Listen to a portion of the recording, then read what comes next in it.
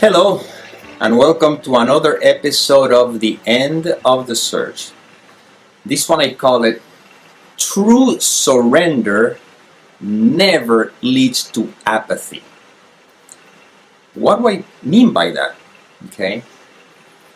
Surrender, in the sense that we're speaking here, is the recognition that life is unfolding as it will, and I have no choice on the matter.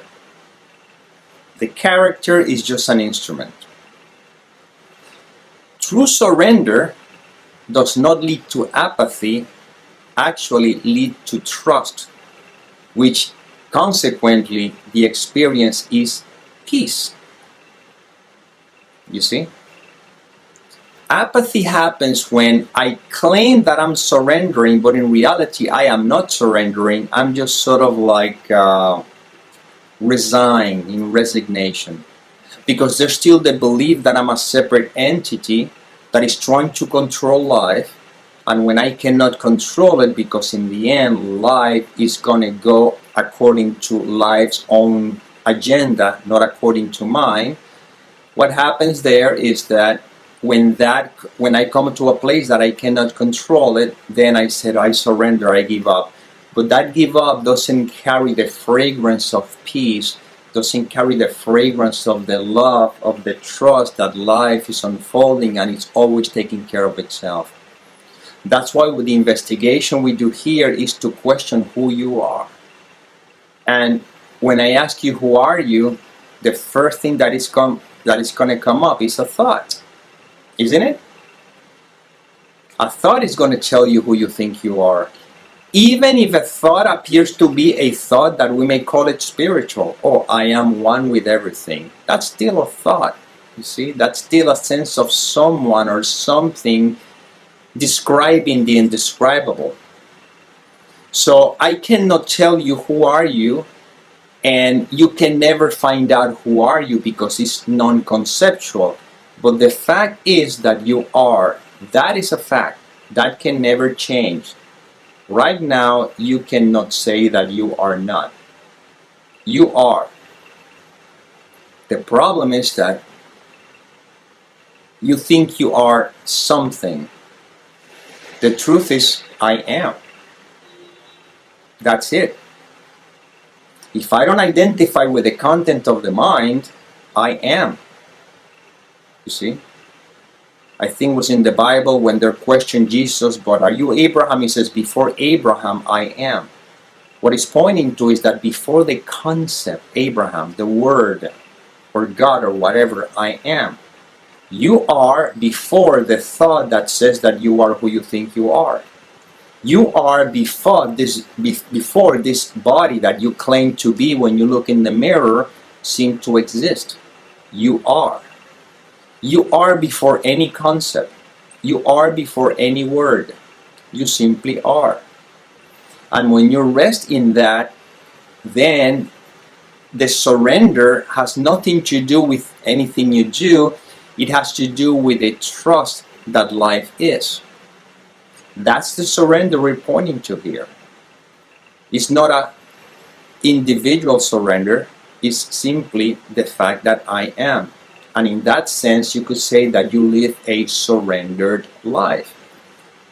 And again, it's not because you're choosing to surrender, it's because life is happening anyway. When that is clearly seen, then from the moment this character wakes up in the morning, I wake up as a question mark. Because I don't know what is the next thought I'm going to have. I don't know what is the next action I'm going to take. I never know what I'm going to do. And yet, actions are taken, thoughts do appear, and doing seems to happen. But there's a clear recognition that it's just part of a unfolding of a play. It's not something that I am making happen, it's just what happens. Why these videos are recorded? Well, that's what's happening in the play. It's not about if I am the one making these choices, it's about the fact this is what's happening. For many years I was very frustrated. I was part of the self-help movement, and I couldn't understand why, they said you should do this, this and that, and I couldn't. And then I started fustigating myself, feeling guilty because why I don't have the energy. And then they think that you need to have someone who can push you and can help you, but in the end, that doesn't lead you anywhere. You see? No amount of motivation can get you to do something that at the core you don't want to do because it's not part of what you're supposed to do. You see? So when finally the desire for inner peace is true, because as long as that desire is not there, which is not a desire that you choose, it's just what happens through you, but as long as that desire for truth is not really there, the mind always finds ways to convince itself that I can do it. I can do it. Yes, push. Okay, maybe not from here, maybe from here. And we try to strategize and try to keep rearranging things, hopefully that it's kind of like rearranging the chairs in the Titanic, hopefully that the boat is not going to sink. But the boat is sinking. It's just sinking. Instead of rearranging the chairs in it, why don't you just get out of it? Well, the chairs is all the thoughts in our mind. Why don't we just simply be, and now we don't have to rearrange the thoughts, they rearrange themselves, because we know at a much deeper level, there's no deeper level, but that's the word that came through. We pretty much know that life is arranging itself. And what I am is not the individual that is being dragged by the arrangements in life. What I am is life itself. This is what these videos are pointing to. Right now, the peace and the love, the happiness that you've been seeking is what you are, not what you are going to get. You're resting in it, but can't see it. You see? And now we're recognizing that more and more. And how do we recognize that? It's very simple. It's not because we recognize that. It's because that becomes obvious as we begin to stop identified with the content of the mind. The more there's a disidentification with the thoughts, with the content of the mind, they can be there, that's fine, but the more I do not identify with that, what is left is what is become much, much stronger, reveals itself even stronger, because it's what we are. If you're in bed dreaming, you don't have to figure your way to wake up or how to awaken from the dream. All you need to do is withdraw the attention from the dream. When you withdraw the attention from the dream, then there's a point in which the realization is that, oh my God, I am the dreamer of the dream. Well, here, the more we withdraw attention to the content of the mind, the recognition of the peace that I'm pointing to here is very obvious. That is the surrender that I'm pointing to. You see? Because everything is seen as false. I'm not negating the experience, pretending I am not a body or anything. No, it appears that this is what appears in appearance, yeah. Appears in appearance, that's interesting.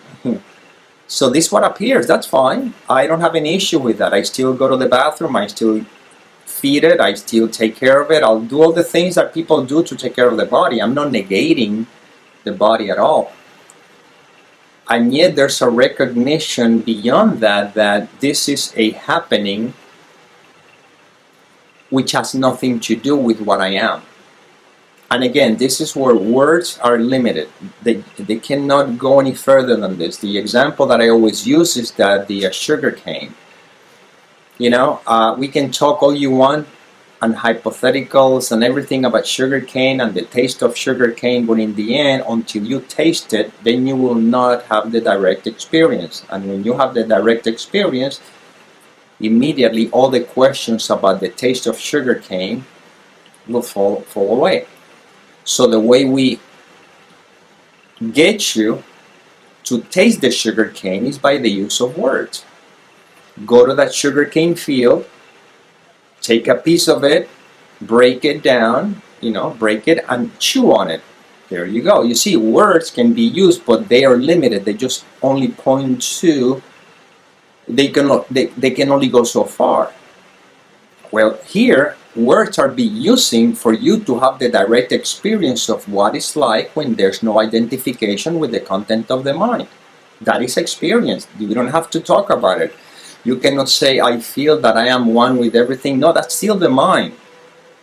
You just simply know that you know, that's all. When I don't identify with the content of the mind, a true surrender, which is what we're pointing to here, then there's the experience of being, and in that experience of being, there are no problems. Problems does not exist in being. Problems are only for the person, but not for the beingness. You see? Yes, in the world of appearances things may appear to be problems, but now they don't seem that way. They're seen as just experiences. I was talking to someone, and the person says, I'm going through life right now. Right now I'm going through a very difficult time, and he used a descriptive word, which I'm not going to use here in this video, but you can imagine what kind of ugly word you can use to describe that. And I point to him that the problem right now is that you're judging your experience. Because in reality, the experience is what it is. If the mind does not judge the experience, then it is not as that person describes it. Because if life goes the way he wants it, then he thinks that I'm having a wonderful life. We're going back again with the same trap. You're judging the experience. When you don't judge the experience, you live life as it unfolds. You don't suffer it. And the times that it seems to be difficult, you don't see them as times that are difficult. You simply see another experience that requires certain kind of energy to move through it if necessary. But it's being lived from a place of observing rather than judging. And then when you look at it that way, then you realize that it's just perfect as it is. You know why? Because you don't have to, you see, from the limitation of the mind, we cannot understand why this experience is taking place. If I don't judge it as bad or whatever the case may be, maybe later on, usually that's how it is, then I can look back and I see the perfection of that experience and how it had to be that way so that I can be where I am later. So then, seeing it from that perspective, I can go, wow, I am so glad for that experience. Let's use one you can probably relate to, a breakup. You go through a very painful breakup. But then, if you've learned the lesson, of course, not keep repeating it, and use that experience to keep more and more cleaning up, all this conditioning, then you find yourself with someone that you realize, oh my God, if I would have been with that other one, my life would have been such a disaster.